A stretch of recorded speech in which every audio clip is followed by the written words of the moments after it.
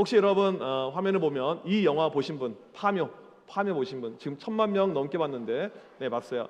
네, 보면 네 귀신이 나오죠. 네, 이 파묘 실제로 보니까 인도네시아에서 파묘를 하는 부족이 이렇게 있더라고요.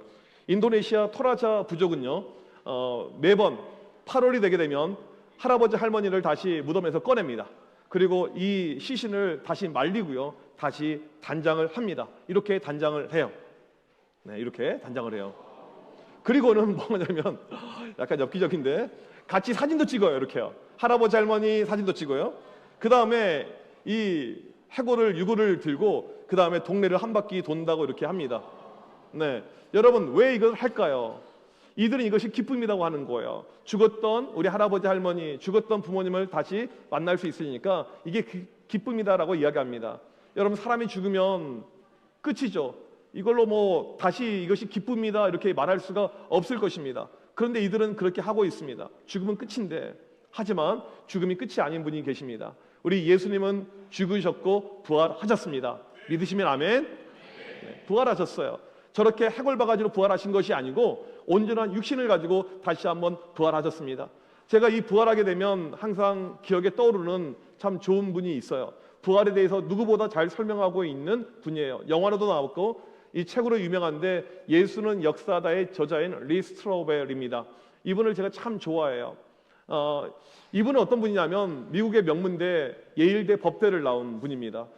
변호사였고 유명한 저널리스트였어요. 철저한 무신론자였습니다. 그런데 갑자기 자기 와이프가 예수를 믿겠다는 거예요. 자기 와이프가 교회를 가겠다는 거예요. 이걸 막아야겠다라는 생각을 가지고 부활이 거짓인 증거를 찾기 위해서 변호사적인 관점에서 여러 가지 자료를 수집합니다. 자료를 수집하고 또 수집하는 가운데 자기가 믿어버린 거예요. 그냥요. 그렇게 해서 예수를 믿게 되었어요.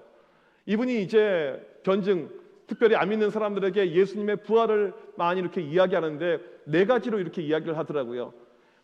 아까도 이야기했지만 이 부활절, 이스터라고 이렇게 이야기하잖아요. 앞에 이자잖아요. 이자, 이 4가지를 가지고서 이 부활의 증거 4가지를 말씀을 드리겠습니다. 먼저 첫 번째는 뭐냐면 execution, 이 처형이라는 것이 부활의 첫 번째 증거라는 것입니다. 예수님이 십자가에 못 박혀서 돌아가셨습니다. 처형을 당한 거예요. 이 당시 어떤 사람들은 한쪽에서 안 죽었다고 막 우깁니다. 예수님은 죽지 않았다. 죽을 수가 없다. 그래서 십자가에서 잠깐 기절했다가 살아났다. 그 예수님의 힘을 이렇게 화면을 보게 되면 이렇게 그림으로 묘사해 놓은 사람도 있어요. 예수님은 원래 힘이 세신 분이어서 잠깐 기절하고 그냥 못 좀 받고 이렇게 일어났다. 이렇게 이야기하는 사람들이 있습니다. 그리고 제자들이 이것을 지어냈다. 이건 가짜다. 이렇게 이야기하는 사람들이 있어요. 로마 시대에요. 수많은 십자가 처형이 있었는데요. 한 건도 다시 살아나온 케이스가 없습니다. 로마 시대 십자가 처형을 받은 사람 가운데 한 건도 다시 살아나온 사람이 없어요. 우리나라 사형을 집행할 때 교수형입니다. 사람을 목을 매달려서 죽이게 돼요. 근데 가끔 옛날에 보게 되면 줄이 끊어지는 경우가 발생한다고 그래요. 실제로 몇 년 전에 요르단에서 어떤 여성을 이 참수형 이제 이렇게 목을 매달려 죽이게 되는데 몸무게가 너무 많이 나가서요. 줄이 끊어졌어요. 다시 올려서 다시 이렇게 사형을 취했다는 이런 이야기를 들어본 적이 있습니다. 로마 시대 때는요. 어떠한 경우도 다시 살아나온 적이 없습니다. 십자가에 못 박힌 사람은요. 100% 다 죽었다는 사실이죠.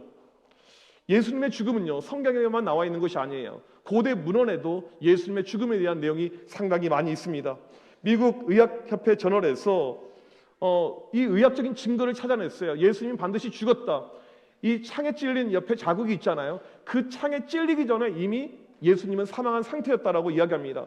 미국의 유명한 무신론자가 있는데 뭐라고 이야기하냐면 내가 다른 것은 모르겠지만 예수님 죽음은 내가 인정한다 이렇게 이야기를 했습니다. 여러분 죽음이 있어야지 부활이 있는 거예요.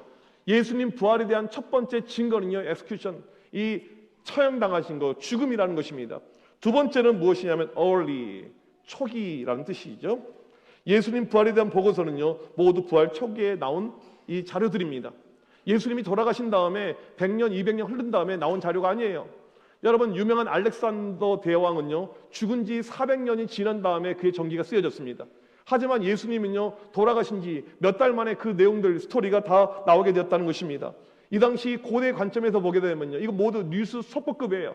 그냥 오늘 일어났던 일이 바로 속보로 나온 듯한 이런 느낌이라는 것입니다.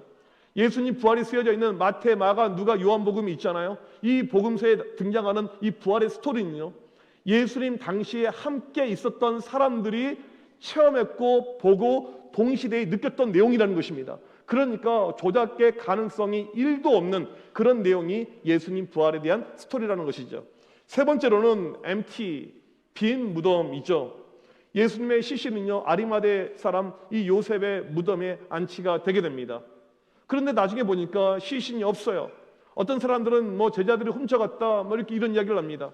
근데 중요한 것은 무엇이냐면 시신이 없는 것을 모두가 인정하고 있어요. 예수님의 원수들조차도 저건 시신이 없다. 이 당시 로마 사람들은요, 예수님의 시신을요 훔쳐갈 이유가 전혀 없었습니다. 종교 지도자들 역시 예수님의 시신을 훔쳐갈 이유가 전혀 없었어요. 예수님 제자들도 시체를 감출 이유가 전혀 없었습니다. 모두가 인정하고 있는 것이 무엇이냐면 저 안에 아무것도 없다, 비어있다, 이것입니다. 당시 문헌 가운데 6개의 문헌이, 이 고대 문헌이 예수님의 제자들이 어떻게 살아가냐면 나중에 부활을 선포합니다. 예수님은 무덤에 비어있죠. 왜냐하면 부활하셨기 때문에, 부활을 선포하고 살았기 때문에 이들이 고통을 감내했고 죽음에 대한 위협을 받았다는 것입니다. 왜 그들에게 죽음의 협박이 오고 위험이 왔지만 부활을 선포했을까요? 부활은 사실이었기 때문에.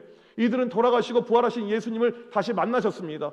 만져봤습니다. 함께 식사도 했습니다. 분명한 사실이기 때문에 이들은 죽음을 감내하면서 부활을 증거하고 살았다는 것입니다. 네 번째로는 eyewitnesses, 목격자들이라는 것이죠. 12번의 다른 장소에서 515명의 사람에게 예수님이 나타났습니다. 예수님을 만난 사람들을 보게 되면요, 예수님을 구주로 믿는 사람도 있었고요, 안 믿는 사람들도 있었어요. 여기는 여자들도 있었고요, 남자들도 있었습니다. 개인에게 나타난 적도 있고요, 그룹에게 나타난 적도 있었습니다. 실내에 나타난 적도 있고요, 실외에 나타난 적도 있습니다. 예수님은 사람들에게 분명히 부활한 다음에 등장을 하셨다라는 사실입니다. 이 예수님의 이 부활에 대한 이 사료가 성경 말고도요, 몇 개가 있냐면 무려 9개가 있습니다. 예수님 부활에 대한 스토리가요, 무려 9개의 고고학적인 사료가 남아 있어요. 우리나라 보게 되면 가장 오래된 고고학적인 자료는요 1145년에 쓰여진 김부식의 삼국사기입니다. 여러분, 고구려, 백제, 신라가 있었다는 것을 믿으십니까? 뭐 아멘할 필요는 없어요. 믿으십니까? 고구려, 백제, 신라, 이거 안 믿는 사람은 없을 겁니다. 믿는 이유가 무엇이냐면 삼국사기 때문에 그래요. 삼국사기에 쓰여져 있거든요. 우리가 저 자료를 믿는 것이죠. 이것은 사실이다, 확실하다. 물론 그 다음에 이제 유물들 보면서 우리가 믿게 되는 것입니다. 여러분, 삼국사기는요 쓰여진 지 지금부터요 879년밖에 되지 않았습니다. 예수님의 부활에 대한 9개의 문헌들, 성경이 아니에요. 이 내용들은요 2000년 전에 기록이 된 사료들이에요. 그 사료들이 모두 정확하게 동일하게 예수님의 부활을 이야기하고 있다는 내용입니다. 이 저널리스트, 이 로이어, 이 변호사였던 리 스토로벨이 이렇게 연구하다가 여러 가지 사료를 뒤지다가 본인이 예수님의 부활을 믿게 되었습니다. 특별히 성경 말씀을 쭉 읽는 가운데 그래도 가짜가 있겠지라고 읽는 가운데 요한복음 1장 12절 말씀을 읽게 돼요. 영접하는 자, 곧 그 이름을 믿는 자들에게는 하나님의 자녀가 되는 권세를 주셨으니, 하나님께서 나를 이토록 사랑해서 하나밖에 없는 아들을 이 땅에 보내주셨고 그 예수님이 내 죄를 위해서 죽으시고 부활하셨구나, 내가 그래서 하나님의 자녀가 되었구나, 이 사실을 리스토웰이 믿게 된 것입니다. 그리고 이 부활의 주님을 증거하고 다니는 사람이 되었습니다. 우리 다 같이 요한복음 11장 25절 26절 말씀을 같이 한번 읽겠습니다. 시작. 예수께서 가라사대 나는 부활이요 생명이니 나를 믿는 자는 죽어도 살겠고 무릇 살아서 나를 믿는 자는 영원히 죽지 아니하리니. 이 독일의 화가 중에 스텐버그라는 사람이 있습니다. 이 사람이 성 베드로 성당에서 이렇게 요청을 받아요. 십자가에 못 박히신 예수님을 한번 좀 그려달라는 그런 요청을 받게 되었어요. 그런데 처음에 좀 그림을 그리다가 이제 그림을 그리면 돈을 줘야 되잖아요. 돈을 적게 준 거예요. 아니, 이 정도 큰 성 베드로 성당이면 돈을 그래도 못해도 몇백만 원 줘야 되는데 몇만 원 준다고 하는 거예요. 그림을 접습니다.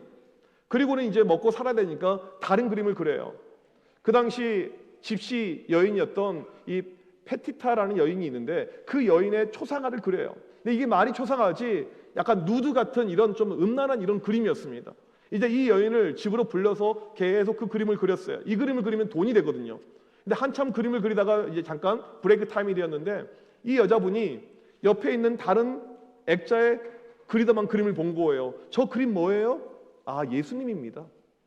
저분은 어떻게 되셨어요? 네, 죽으셨습니다. 예수님이 죽었다는 이야기를 하니까 이 페티타라는 여자가 갑자기 막 슬퍼하는 거예요. 갑자기 울기 시작하는 거예요. 예수님 정말 죽으셨어요? 네, 죽으셨어요. 예수님이 어떤 분이셨는데 죽으셨어요? 정말 좋은 분이셨죠.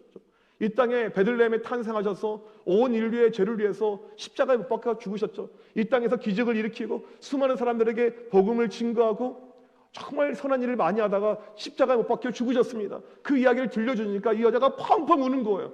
이 화가가 갑자기 당황한 거예요. 이게 울 일이 아닌데 왜 운가? 막 울고 있으니까 그런 데 있잖아요. 부활하셨어요. 울음을 뚝 그친 거예요. 아, 정말요? 부활하셨어요. 사셨어요. 여자가 막 웃는 거예요. 너무너무 잘 됐다. 너무너무 기뻐요. 그 순간에 이 화가였던 이 스텐버그가 충격을 받는 거예요. 나는 평생을 교회 다니면서 예수님의 죽음과 부활에 대한 이야기를 그렇게 많이 듣고도 아무런 감동이 없었는데 지금 이 여자, 이 페피타라는 여자는 처음 들어본 거거든요. 처음 들었는데 어떻게 이런 반응을 보일 수 있을까? 내가 살면서 과연 예수님을 제대로 살아간 적이 있을까? 내가 예수님의 부활을 내가 믿고 신앙생활을 한 적이 있을까? 그런 마음의 회의감이 이렇게 들게 됩니다. 그리고는 상당히 크게 회개를 해요. 뉘우쳐요. 그리고 한 귀퉁이 남겨놨던 그 그림을 그리게 됩니다. 다시 그래요. 그게 바로 그 유명한 스텐버그의 십자가라는 이 그림입니다. 이 그림이에요. 여기 그냥 그림을 그린 것이 아니고 그림 밑에 이 그림의 제목을 적어놓습니다. 내 너를 위하여 이 모든 일을 당하였노라. 너 나를 위하여 무엇을 하느냐. 이게 그림의 제목이에요. 이렇게 그림을 완성을 하게 되었습니다. 시간이 한참 지났어요. 이 그림이 독일의 한 미술관에 이제 실리게 됩니다. 어떤 한 청년이 독일, 프랑스, 여러 유럽을 여행하다가 우연히 그 미술관에 들어갔어요. 그리고는 저 그림을 보게 됩니다. 그림을 유심히 봐요. 집중해서 봅니다. 그런 가운데 그림에 쓰여져 있던 그 내용의 글을 보게 됩니다. 내 너를 위하여 이 모든 일을 당하였노라. 너 나를 위하여 무엇을 하느냐. 그 순간에 마음 가운데 큰 움직임이 와요. 그래, 예수님께서 나를 위해서 죽으시고 나를 위해서 부활하셨는데 내가 예수님을 위해서 무엇을 할 수 있을까? 내가 예수님을 위해서 한번 헌신해 봐야겠다. 그런 마음의 결단을 그 그림 하나를 통해서 하게 됩니다. 이 사람이 바로 그 유명한 모라비안 선교 운동을 일으킨 니콜라스 진덴도르프입니다. 여러분, 예수님의 부활, 이 부활의 내용이 어떤 역사를 만들어집니까? 페피타라고 한 여인을 구원시켰습니다. 이 스텐버그라고 한 이 화가를 다시 한번 일으켜 세웠어요. 그 다음에 니콜라스 진겐도르프라고 하는 믿음의 거장을 만들어냈습니다. 여러분, 부활은요 사실입니다. 부활은 증거입니다. 부활은요 역사입니다. 부활은요 능력입니다. 우리의 신앙에서 가장 중요한 것이 무엇입니까? 예수님의 부활이기 때문에 우리도 부활이 있는 것이고, 예수님께서 우리에게 부활을 통해 생명을 줬기 때문에 우리에게 생명이 있는 것입니다. 오늘 이 부활절 기쁜 날이죠. 예수님의 부활의 능력에 참여하는 우리 모두가 되시길 주님의 이름으로 간절히 축복합니다. 하나님 아버지, 감사합니다. 부활이요 생명이신 예수 그리스도 우리에게 허락하여 주셨어. 그 예수님으로 인해서 우리에게도 생명이 있고 우리에게도 부활이 있음을 고백합니다. 우리의 모든 믿음이 오직 예수 그리스도 그 부활의 믿음을 가지고 살아 움직일 수 있도록 주여 도와주시옵소서. 이 모든 말씀 예수 그리스도의 이름으로 간절히 기도합나이다. 아멘. 우리 시간에 찬양하고 예배를 마칠 텐데요. 제가 같이 오늘 이제 찬양하면서 이 부활에서는 부활의 주님을 찬양하는 것만큼 중요한 것이 없겠더라고요. 찬양을 준비하다가 이런 마음이 들었어요. 어떻게 하면 우리가 찬양을 좀 더 기쁘게 하며 하나님의 영광을 나타낼 수 있을까? 정말 우리가 기쁘게 찬양하면 좋겠다. 우리가 두 곡을 찬양할 것인데요. 첫 번째 곡은요, 주님의 영광 나타나셨네. 이것은 박수를 치면서 우리가 힘있게 힘차게 주님의 부활하신 영광을 찬양할 것이고요. 두 번째 우리가 곡을 찬양할 때는요, 우리가 부활절 정말 촛불을 들고 준비했던 그 여인들처럼 촛불로 찬양하면 좋겠다 이런 마음이 들었는데 딱 보니까 애들이 불 질릴 것 같아요. 교회 애네들이. 그래서 요즘에 하나님께서 우리에게 많은 문명의 이기를 이렇게 주셨잖아요. 그래서 두 번째 곡 찬양할 때는 핸드폰을 다들 드시고 핸드폰에 보면 그 후레쉬 기능이 이렇게 있어요. 어떻게 하지? 이렇게 있습니다. 그래서 두 번째 찬양할 때는 이게 촛불이다 이런 생각을 들고 우리가 이걸 들고 이렇게 두 번째 곡 할 때는 찬양을 하도록 하겠습니다. 우리 다 같이 자리에서 일어나셔서 함께 찬양하도록 하겠습니다. 우리 박수 치면서 힘있게 찬양하도록 하겠습니다.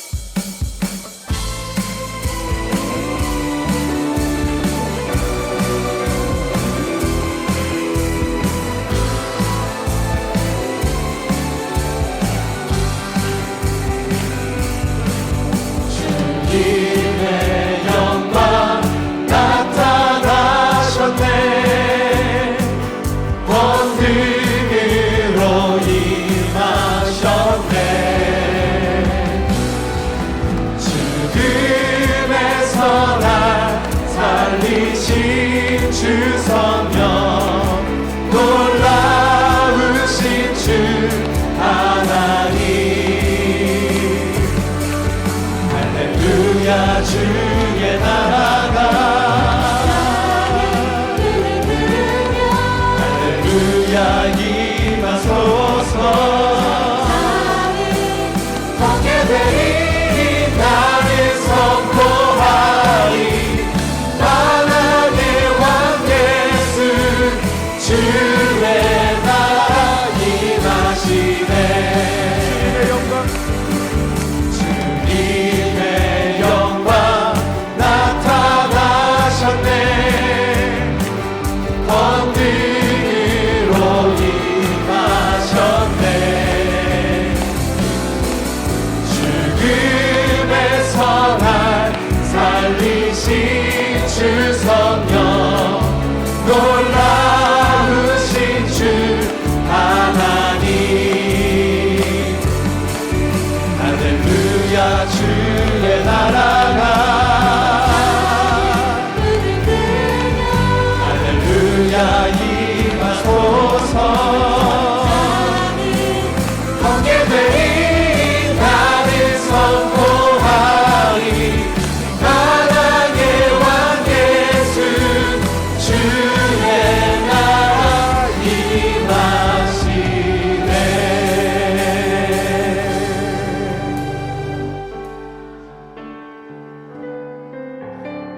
주님 큰 영광 받으소서. 홀로 찬양 받으소서. 모든 이름 위에 뛰어난 그 이름, 온 땅과 하늘이 다 찬양해. 겸손하게 우리 무릎 꿇고 주 이름 앞에 영광 돌리세. 모두 절하세. 독생자 예수 주님께 찬양 드리리. 모든 영광과 존귀와 능력 받으소서. 받으소서. 영광과 존귀와 능력 받으소서. 받으소서. 그리스도 살아계신 하나님. 영광과 존귀, 모든 영광과 존귀와 능력 받으소서. 받으소서. 영광과 존귀와 능력 받으소서. 받으소서.